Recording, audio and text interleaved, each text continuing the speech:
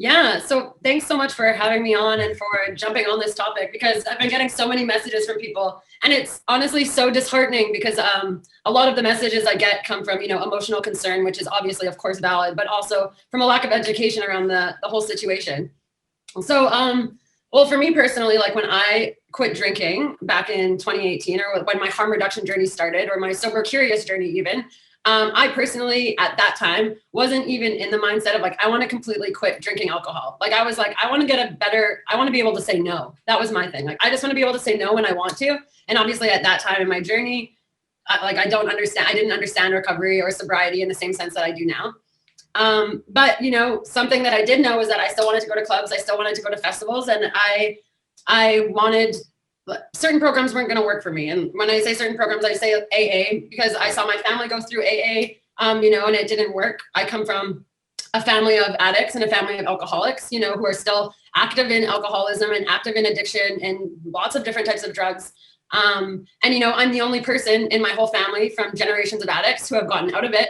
And I'm the only person who I can genuinely say that I feel healed from the entire experience. And I can personally be around any type of drug or alcohol at this point and not be triggered based off of my experiences and my healings.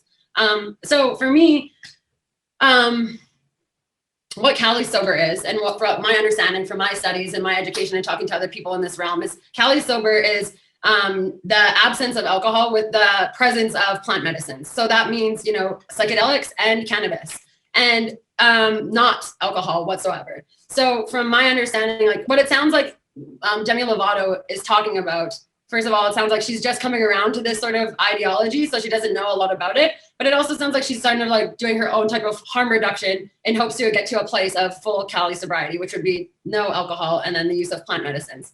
Mm-hmm. So like for me, the biggest thing is just that everyone's sober journey is different, and how you get there is going to be different. And what works for some people is not going to work for other people. We have to be careful not to stigmatize people in the recovery community who are attempting recovery or trying to make sense of their addiction and potential recovery.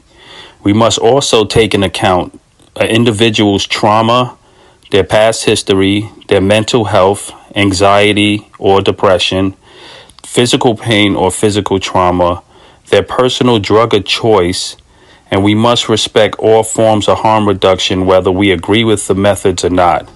We also must take into account biochemical responses for the individual and the fact that some people use different methods for alternatives to pharmacotherapy and drugs.